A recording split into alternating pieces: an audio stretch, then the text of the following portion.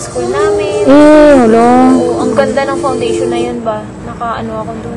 Nakalibre ako dun. Kasi, yun, nagbabayad ng university president namin.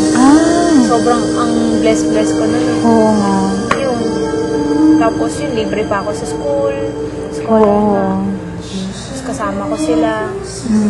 Kaya doon ako natuto mga about sa music. Magbasa din ng nota, gano'n. Ng piano. Buti, no? Tapos siya din ba? Siya, kasama ko siya sa room. Wala practice talaga yan. Kahit hanggang magdamag yan, gabi matulog. Hanggang sa umaga yung ano niya, yun lang talaga pinapakinggan, paulit-ulit. Ay, Sus Mariosep. Grabe, kahit natutulog ako, naririnig ko siya sa taas. Ay, grabe, lakas-lakas. Parang niya. Tapos ang taas-taas ng expectation niya. Kala niya siya mananalo. Grand finals na yun. Wow. Nakaabot na siya grand finals. Pianista. Sobrang galing. Grabe. Babae, si Claire. Namiss ko na nga yun. Tapos anong nangyari? Siya nanalo. Bakit? Hindi ko alam kung ano yung mali.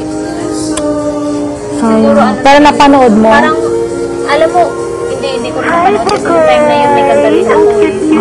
Times na yun, sabi ko, feeling ko parang pinarusahan din siguro siya. Kasi, ngayong tao, di ba? Kasi sunod-sunod yung ano niya. Panalo niya. Yung stepping stone niya eh. Parang ano niya, ba't gatulaan niya? Dito na ako talaga, tapos ito siya, ganun siya. Gumaganon talaga siya. Parang ako talaga, dapat maging magaling ako. Alam mo yung parang, ang isa naging perfectionist na siya. Parang obsession na. Oo, obsession na talaga sa lupa nun.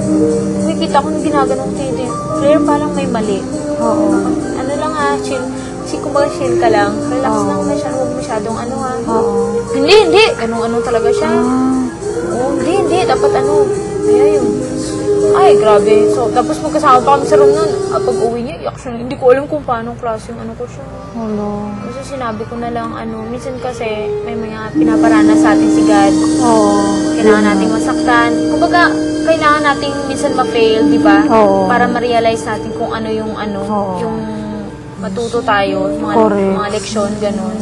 Kasi ikaw, Claire, masyado kang ganun. Sabi ko sa kanya, parang dumating sa point na parang ang galing, ang taas-taas ng tingin mo sa sarili mo. Alam mo yun, sabi niya, gusto kong maging magaling, matalino lahat. Basa yan ang basa. Kaya nahawa nga ako sa kanya eh. Kaya lagi akong palabas. Magaling din niya magsulat. Ganun. Grabe, no? Yun, tapos tahimik. Pareho kaming weirdo. Grabe. Ayun nga eh, maano ako, ganun. Ayun na ako nag-e-enjoy. Pareho kaming tahimik niya, kaya nag-jive din yung ugal namin. Pero pag nagka-clash kami, sobra din. Oo. Grabe, sobra din. Kasi din siya eh. Artist din siya eh. Artist din. Grabe yan. Sobrang iyak siya ng iyak ko. Grabe, 1 linggo. Nagkukulong sa kwarto. Siyempre. Uy, buksan mo to. Kwarto ko din to.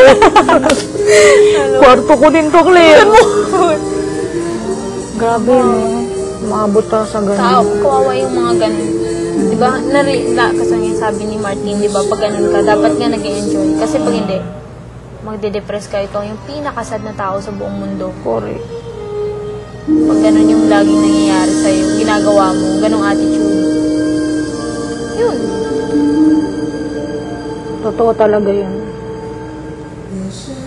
Ako, unang-una pa lang ng academy dito, pagpasok ko, dami-dami ko nang natutunan na realize.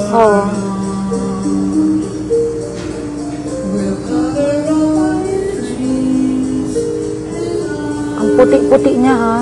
Oo nga. Parang hindi ko... Para siyang white out, no? Sino ba nang unang na-expel dito? Ay, tinalo mo pa nga si Kuya Shivas eh. O sila Junro, sila Kuya Jet. Kasi ikaw nakaabot ka ng ilang weeks na. 1 week. Oo. Mag 1 week na. 2 weeks lang sila. 1 month pala. Mag 1 month na this. O, diba? O sila 2 weeks lang, 3 weeks. O. Pero kung hindi din nagkasakit si Shivas. Ngayon. Ganda ng boses talaga ni Shivas. Totoo lang. Salamat din kami ni-inyaki sa kanya. Ganyan ba? Kasi diba, walang na palabas.